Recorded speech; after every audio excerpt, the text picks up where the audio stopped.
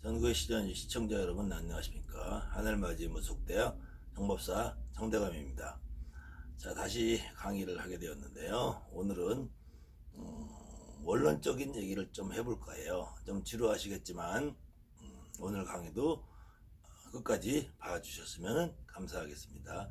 아무튼 우리 무속인들이 지금까지 사회에서 일부 소외된 채 살아온 면이 있어요. 그 이면에는 무속이라는 우리가 믿는 신앙의 체계, 우리의 믿음을 잘못된 정보로 인하여 미신이라고 하는 용어가 어느 때부터 정착이 되면서 그 미신의 대표적인 믿음 신앙을 무속이라는 범주에 넣고 있는 일부 편협된 학자들, 또 다른 그런 학자들의 그런 언어 용어 때문에 사전에도 등재가 그렇게 되면서 마치 미신이라는 것이 무속을 상징하는 것처럼 오해가 되고 있는 부분이 있어서 이 부분을 제가 한번 여러분께 설명을 드리고, 사실은 제가 오늘 이 말을 한다고 해도 지금 대한민국을 살고 있는 대부분의 사람들의 머릿속 생각을 하루아침에 바꿀 수 있다고 생각을 하지 않습니다. 물론 제가 하는 이 작은 강의 한 편이 세상을 바꿀 수 없고 계란으로 바위를 치는 것과 같을지도 모르지만, 그래도 우리 무속인 여러분들이 제 강의를 끝까지 들으시고 우리 스스로 우리가 하고 있는 믿음, 신앙, 우리의 믿음에 대해서 자부심을 가지고 앞으로 무속인의 역할을 충실히 한다면 언젠가는 일반 대중들, 여러분들에게 찾아오고 있는 신도들, 기타 여러분에게, 우리에게 찾아오지 않는 대다수의 다른 국민들까지도 이런 생각을 바꿀 수 있는 날이 오지 않을까 하는 생각에서 제가 안진거리 양고장의 기술적인 면, 한양구 성거리에 장구치는 면을 강의를 하고 있지만, 제 마음속에서는 사실 기술적인 면보다 이런 우리 무속인들이 정체성을 이해하고 내가 하고 있는 일에 대한 자부심과 긍지를 좀 가졌으면 하는 바람에서 사실은 기술적인 면의 강의를 해야 됨에도 불구하고 기술적인 면의 강의를 많이 못하는 점 양해하시고요. 이렇게 제가 사이사이에 기술적인 면에 대한 강의도 할 예정이니 여러분들 자주 지켜봐 주시며, 혹시 제가 항상 드리는 말씀이지만 제 강의가 100% 옳다, 맞다, 정답이다는 아니기 때문에 여러분들이 판단에 의해서 혹시 제 생각과 다르신 분이 있다면 댓글이나 문자를 남겨주시면 제가 충분히 해명을 하고 다음 강의에 반영을 하는 그런 방향으로 강의를 진행할까 합니다. 혹시 강의를 보시고 그냥 나가지지 마시고 반드시 구독을 눌러주셔서 여러분이 함께 공유하고 여러분이 함께 같이 참여하는 강의가 되어서 전 국민이 모두 다 이 강의를 보시고 조금이나마 무속인들에 대한 편견이 사라졌으면 하는 마음에서 오늘도 강의를 준비합니다. 자, 그래서 오늘의 주제는 조금 여러분들이 의아하게 생각하실지 모르지만, 무속을 왜 미신이라고 치부를 하는가, 무속인을 미신이라고 하는 그 근본은 무엇인가에 대해서 제가 오늘 여러분들께 소개를 좀 해볼까 합니다. 자, 미신이란 말을 써보면은 이렇게 쓰는데, 여기에서 미자를 사전적 의미로는 미혹하다, 현혹하다 해서, 미혹하고 혐악으로 인해서 삿된 것을 삿된 것, 허황된 것, 삿된 것, 허황된 것을 믿는 신앙이다. 이렇게 사전에서는 규정을 하고 있는데 실질적으로 일반인이나 대부분의 종교학자들이 이야기하는 미신에 대한 개념은 명확한 것이 없다라고 하고 있습니다.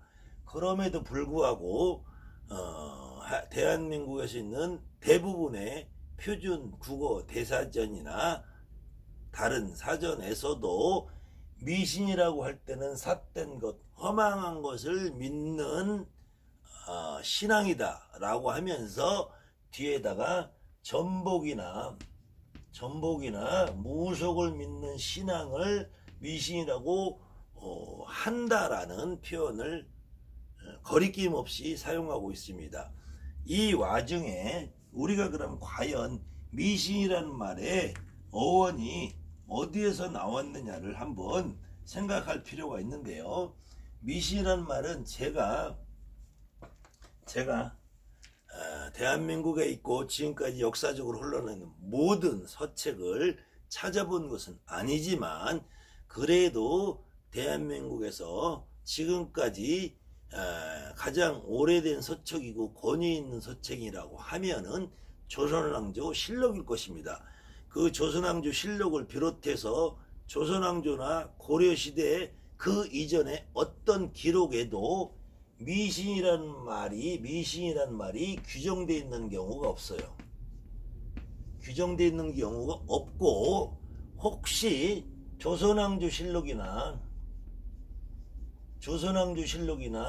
기타 그 이전 왕조 고려나 삼국 이런 시절의 기록에 역시도 미신이라는 기록이 없고 조선왕조 실록에서는 무속에 대한 어떤 기록을 살펴보면은 무속이 요사스러운 행위를 하는 요무다.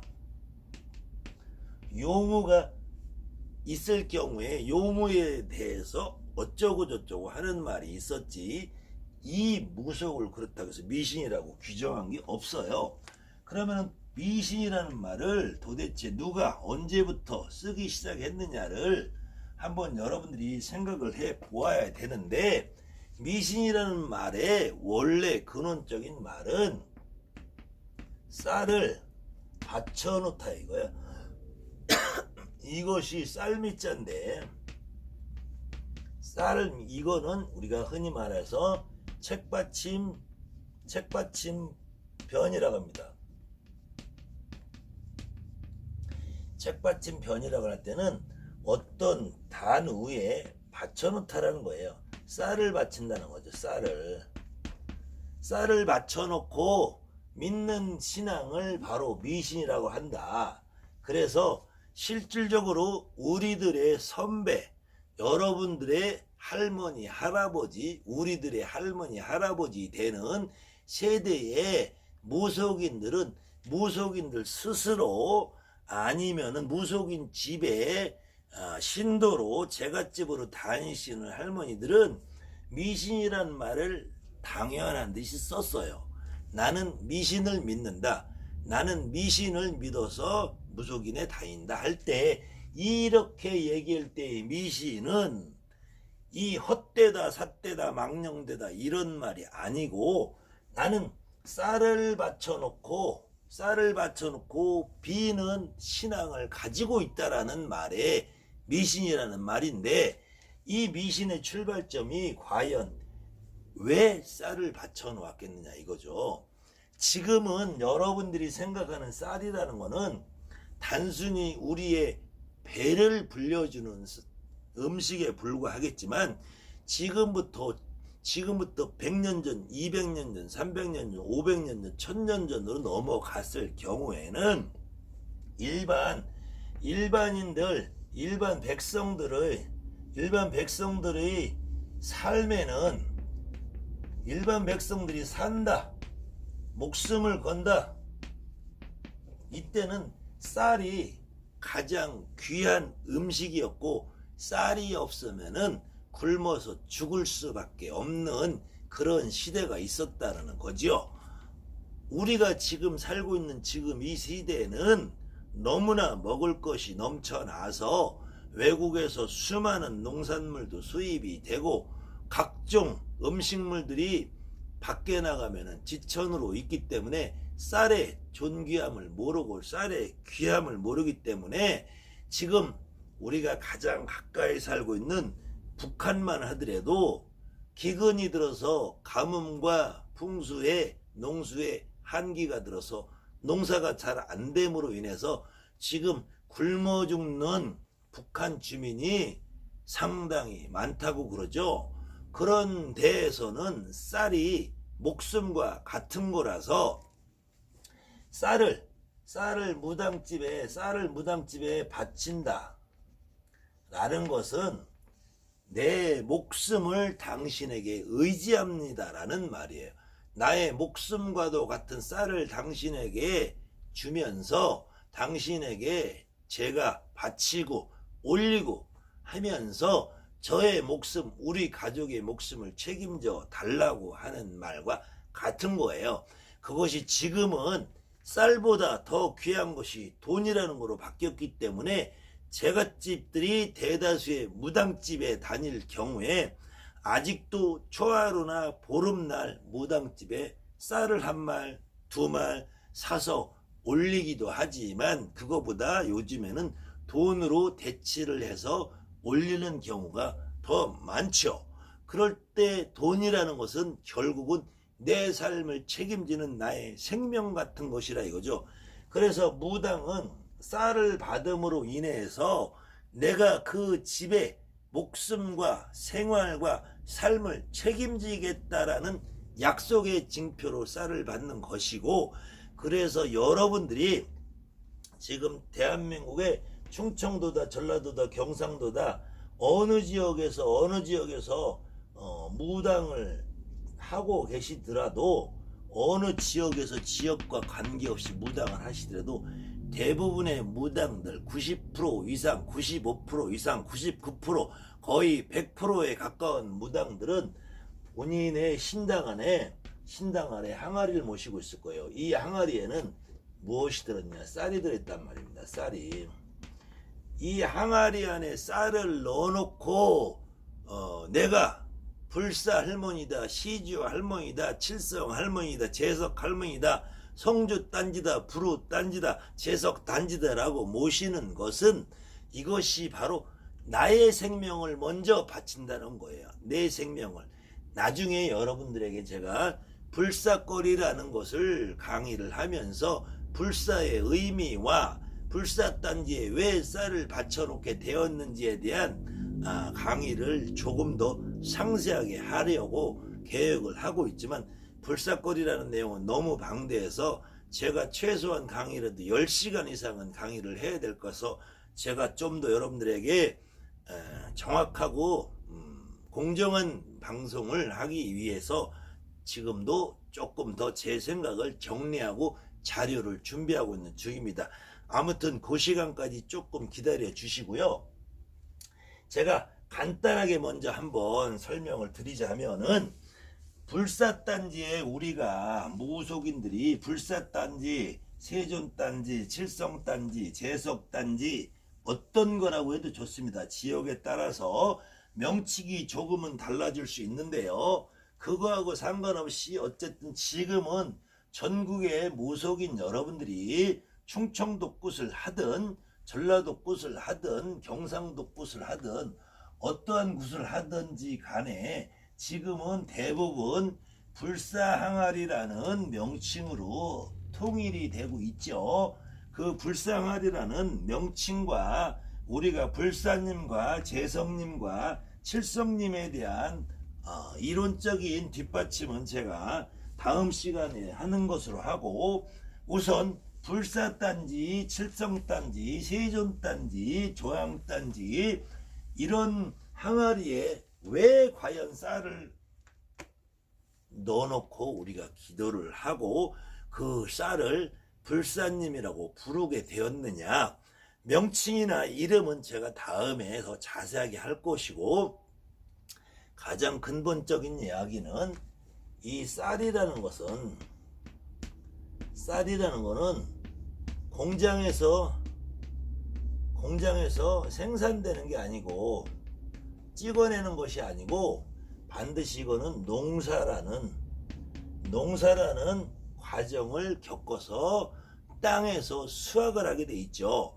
그러면은 쌀을 농사 지으려면은 기본적인 요소가 몇 가지가 있는데 다양하게 많지만 크게 나누면 하늘이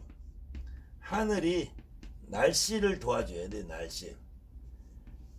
적당한 때 해가 뜨고 적당한 때 비가 오고 적당한 때 건조해서 여름에는 햇빛이 강하게 비도 와줘야 되고 가을에는 적당히 건조해야 되고 봄에는 너무 많이 비가 오지 않고 이런 날씨를 도와줘야 돼서 하늘의 뜻이 첫 번째 중요하고 그 다음에는 농사를 짓기 위해서는 땅이 반드시 있어야 됩니다. 땅이 없으면 농사를 지을 수가 없지요. 그렇지만 땅은 한번 개간을 해서 농토로 만들어 놓으면 그 땅은 쉽게 변하지 않기 때문에 땅은 중요하지만 크게 변하지 않는 존재였고, 하늘이라는 존재는 어느 날 가물으면은 농사가 완전히 망치죠.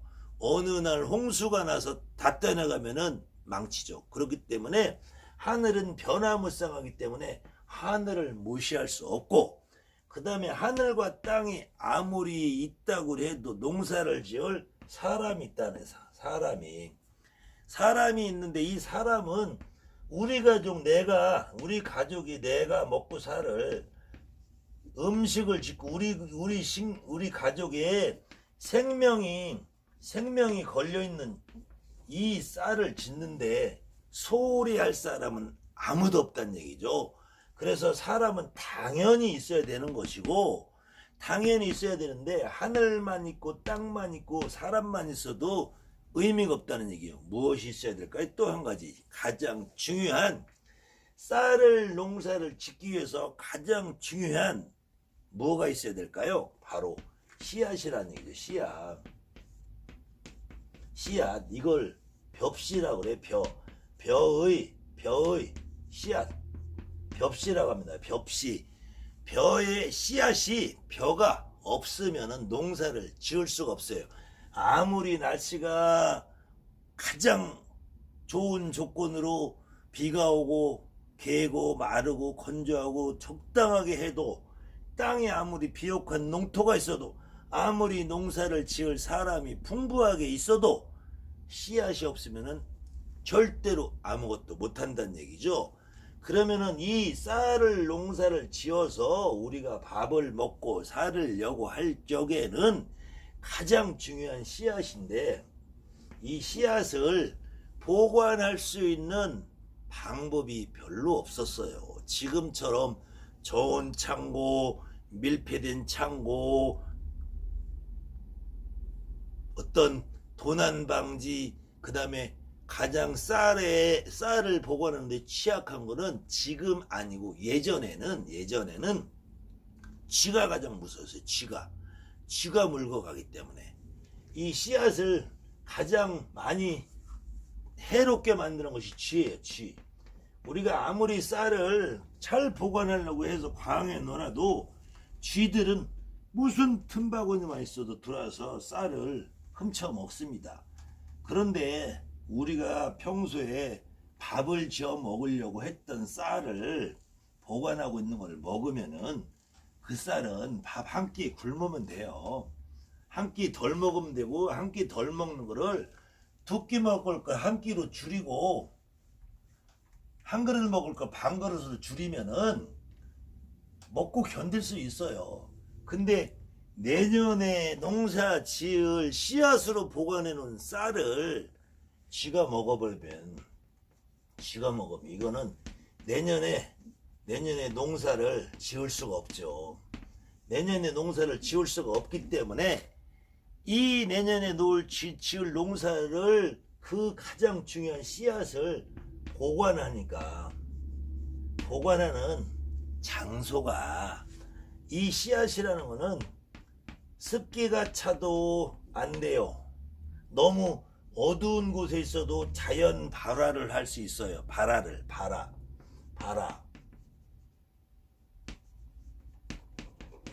싹을 틔울 수 있다는 얘기죠. 습기가 차서 어두운 데다 놔두면은, 그래서 여러분들이 농사를 직접 안 지어봐서 혹시 안 지어본 분은 잘 모르겠지만 모판에 벼를 씨앗을 뿌려놓으면, 여러분들 콩나물 기르는 것도 마찬가지죠. 씨앗이 싹을 트게 하려면은 어둡게 해놓죠. 어둡게 해놓은 다음에 싹이 트면은 그제서 밝게 해서 햇빛을 쪼개 해주는데, 어둡게 해놔도 안 되고 습기가 차도 안 되고 잘못 넣으면 쥐가 먹어. 그 다음에 또 하나가 있어요. 쥐 중에서 가장 큰 쥐가 있어요. 인쥐가 있어요. 인쥐. 사람이 쌀을 집어먹는다는 얘기죠. 여러분들 지금 50대 미만에 아직까지 젊으신 분들은 제가 하는 말을 실감하지 못할 거예요. 그런데 지금 50이 넘으신 60, 70 이상 되시는 분들은 특히 5, 60대 지금까지 아직도 5, 60대이신 분들, 그 이전에 어른들은 더더군다나 제 말을 실감하실 텐데, 아직 여러분들은 지금 20, 30대, 30, 40대 분들은 제 말을 실감 못 하시는 분들이 많을 거예요. 저희들 우리 어렸을 때는 무슨 말이 있었냐면은, 생쌀 먹으면 엄마 죽는다 그랬어요. 생쌀 먹으면 엄마 죽는다. 우리 때는 어렸을 때 사실은 간식거리가 풍부하지 못하기 때문에 실질적으로 쌀을 쪄서 찐쌀로도 먹었고, 쌀을 볶아서 볶은 쌀로도 먹고, 쌀을 튀밥을 튀겨서 튀밥으로도 먹고 했는데, 지금 여러분들 너무 먹을 것이 많은 이 세대에 여러분들 지금 3, 40대, 4, 50대 자녀분들한테 쌀티밥 튀겨주면 쳐다도 안 볼 거예요. 우리 시절에는 뻥튀기라고 해서 쌀을 넣고 뻥을 튀어놓는 거, 지금 혹시 가시다 보면 고속도로 길 막히는 데 팔고 있는 그런 것들, 아니면 동네 장치에서 이런 티밥 튀기는 기계를 갖다 놓고 뻥 튀겨서 나오는 티밥, 옥수수도 튀겨 먹고 쌀도 튀겨 먹고 콩도 튀겨 먹고, 이런 것들이 우리 시절에는 상당히 소중한 간식거리였어요. 그때 그거 역시도 장날이 돼서 뻥튀기 장사가 한번 와야지나 맛을 보는 거지, 평소에는 과자나 사탕이나 빵이나 이런 것들이 흔하게 접할 수 있는 것이 아니고, 그 다음에는 그런 것들이 파는데도 구멍가게도 많이 없었지만, 실질적으로 경제적으로도 그런 걸 여유 있게 많이 사 먹을 수 있는 시대가 아니었기 때문에, 흔한 간식으로 벼가 다 익기 전에 논에 가서 벼를 부셔서 먹는다든지, 그 여러분들 초등학교 때 그 냇가에서 보리싹을 불에 태워서 먹는 범벅구 그런 교과서 내용이 지금도 있나 모르겠어요. 저희들 시절에 있었는데, 그렇게 씨앗으로 남겨놔야 될 쌀까지 주워 먹으니까, 이걸 갖다 꺼내 먹으니까 아이들은 그 미래에 대한 예측 능력, 대비 능력이 부족하니까, 내가 당장 버거프고 내가 당장 간식거리가 먹고 내가 당장 지금 심심한데, 그 쌀이 내년에 농사 지을 쌀인지 우리가 먹는 쌀인지 구분을 할 수 있는 인지 능력이 부족하기 때문에 아무 때나 쌀을 갖다 먹죠, 아이들은. 그래서 할머니가 내년에 농사 지을 쌀이죠. 이때는 이 쌀이 아니라 벼죠. 이 벼를 매달아 놓고, 이 천정 위에다 매달아 놓고 아니면 선반 위에 매달아 놓고 여기다 보관을 하면서, 이때 이 쌀은 먹으면은 엄마 죽는다. 엄마 죽는다는데 먹을 아이들이 없겠죠. 그리고 실질적으로 이 쌀을 먹으면은, 이 벼를 먹으면, 내년에 농사지를 씨앗을 먹으면은 내년에 농사를 짓지 못하기 때문에 엄마만 죽는 것이 아니라 일가족이 다 죽을 수밖에 없는, 굶어 죽을 수밖에 없는 상황에 벌어진다 이거죠. 그래서 여러분들은 지금 생소한 생쌀 먹으면 엄마 죽는다는 말이 그래서 나오게 된 거예요. 그것이 역사적으로 아무런 의미 없이 나온 말이 아니라 지금은 문화적으로 그런 것들이 통용될 수 없는 시대가 때문에 사라진 말이지만 우리 민족뿐만 아니라 어느 민족도 농사를 지어서 밥을 먹고 농경 문화를 가지고 있는 시대에서는 딱 그런 말이 아니라도 비슷한 용어들이 있었을 거라고 봐요. 특히 우리 민족은 이 쌀을 중시했기 때문에 이 쌀을 먹으면은 생쌀을 먹는다는 의미가 아니라 원래는 벼를 먹는다는 거겠죠. 그럴 때 이 벼를 보관하는 방법이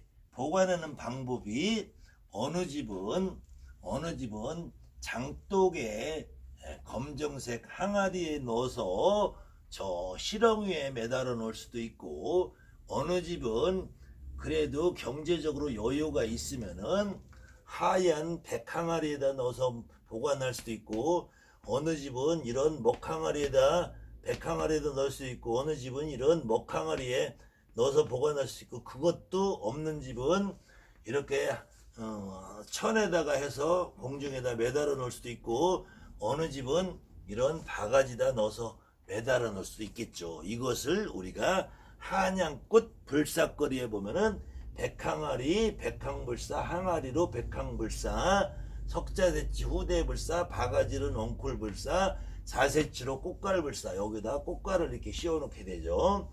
그래서 이거는 우리 민족이 항아리에 아니면 이 생쌀, 벼, 내년에 농사지을 씨앗을 보관하는 방식에 따라서 그 집의 문화에 따라서 어떻게 보관을 했느냐 하는 이야기고, 오늘은 제가 불사거리를 강의하는 것이 아니라 미신에 대해서 강의를 하는 것이니 여기까지만 하기로 하고요. 그래서 이렇게 어떤 방식으로든 쌀, 그렇죠, 벼죠, 벼, 내년에 놓을 벽시죠. 벽시를 보관을 해 놓는데, 이 보관을 하다 보니까 이 보관을 할 때 주로 보관의 책임자가 누가 되겠습니까? 당연히 엄마가 되겠죠. 엄마 아니면은 할머니가 될 것이요.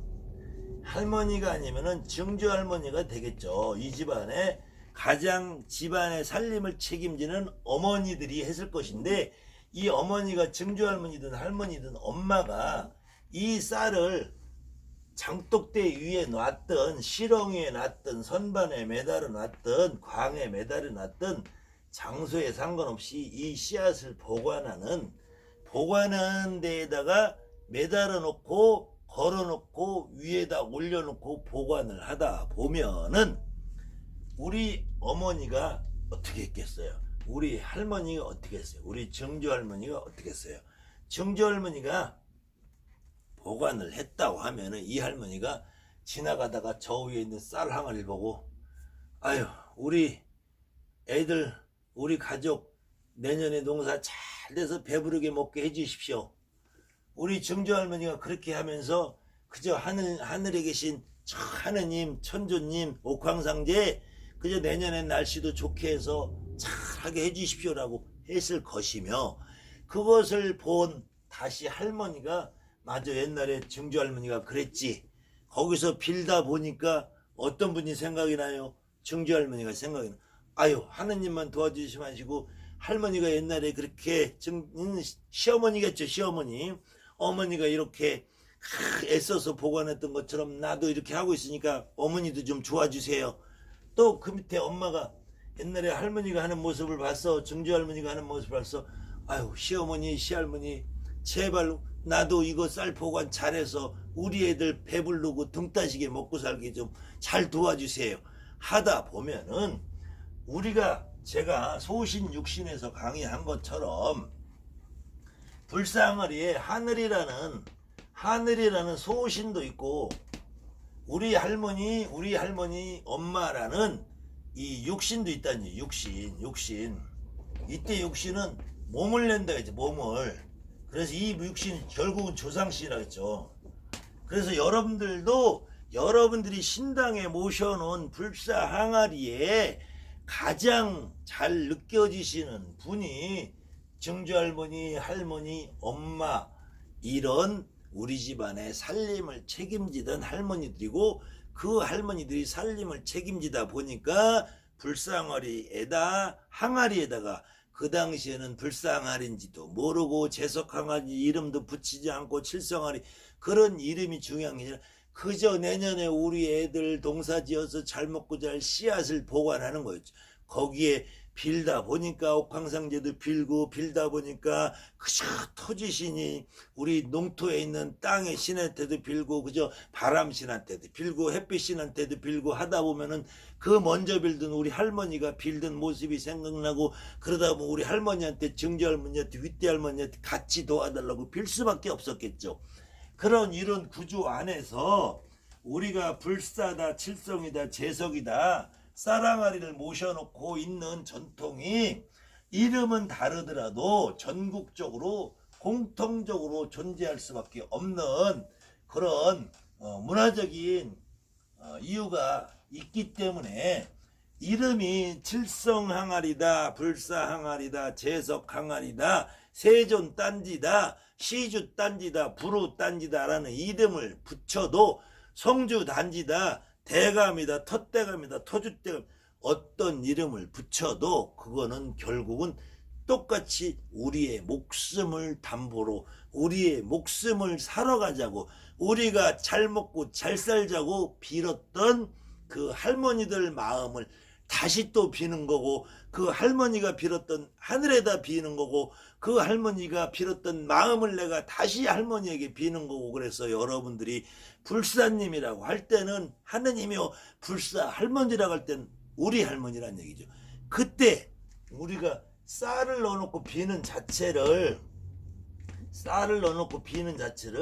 미신이라고 했다는 거예요. 미신이라고. 쌀을 받쳐놓고 빈다 해서 미신이라고 그러는 건데, 이 미신이라는 말이 언제부터 미혹하다, 삿되다, 허망되다 이런 말로 규정이 돼 있는지 제가 언제라고, 역사학자도 아니고 민속학자도 아니고 언어학자도 아니기 때문에 제가 언제라고 정확하게 규정을 할 수는 없지만, 이 대한민국에 있는 어떠한 지식을 다 찾아봐도 미신이라는 말이 언제부터 이런 말로 규정이 되기 시작했다라고 정해져서 나오는 게 단 한 군데도 없다는 얘기죠. 그냥 막연하게 미신이라는 말은 미혹한다, 삿되다, 헛되다라고 이야기를 하는 것이 규정이 돼서 지금은 고정화됐다는 얘기죠. 그런데 저는 그 시발점을 일제 36년이라고 봐요.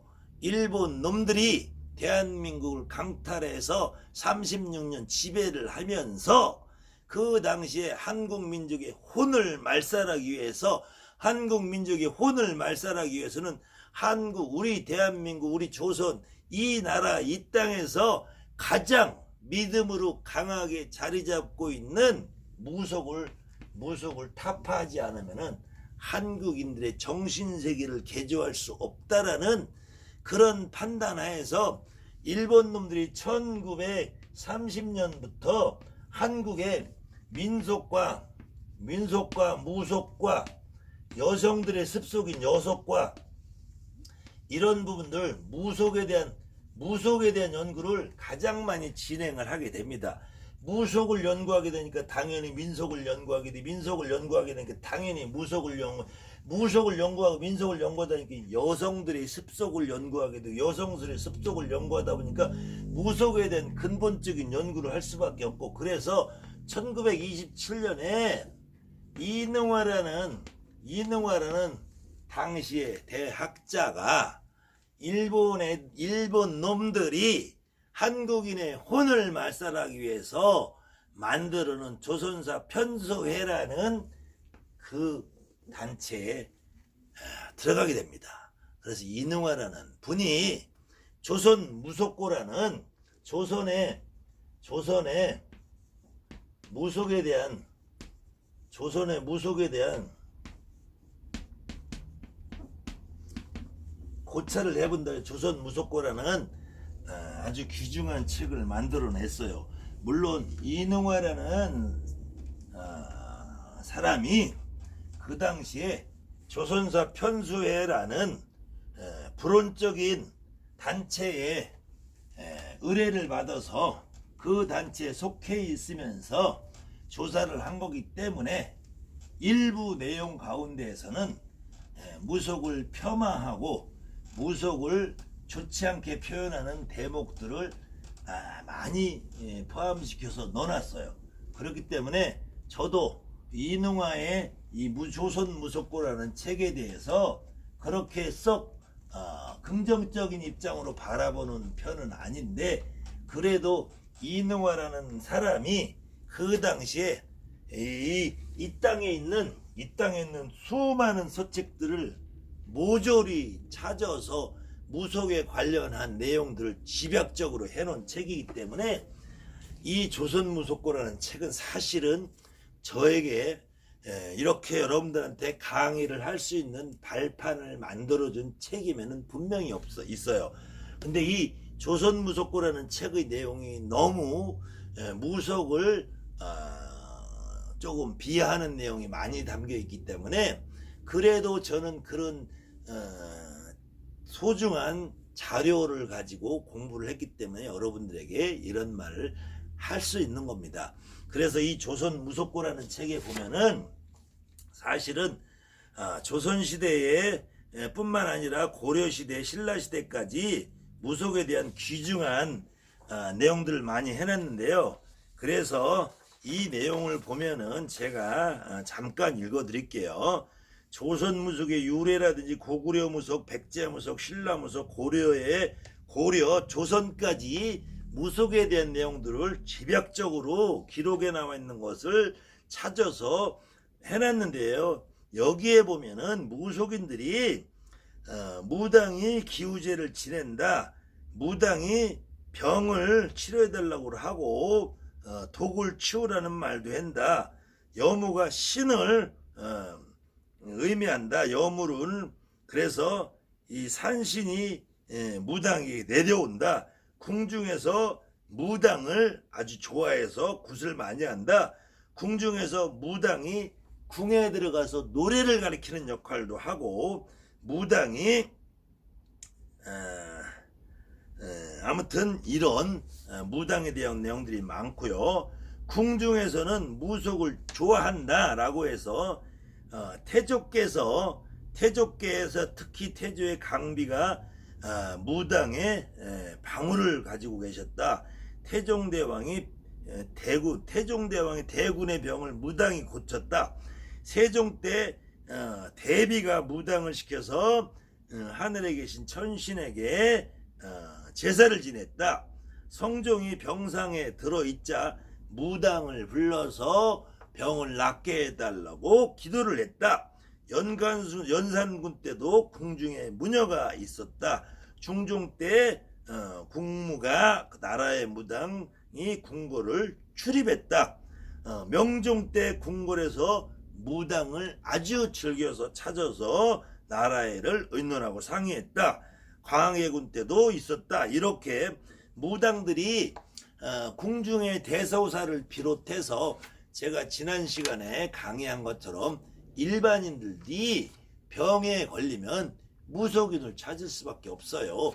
의원은 멀고 약품은 적고 그 당시에는 병균이나 이런 걸 치료할 수 있는 과학적인 근거가 되는 치료법이 없었기 때문에 병이 들면은 무당을 찾을 수밖에 없는 사회적인 구조가 있었고, 이럴 때에도 무당이 어떤 보이지 않는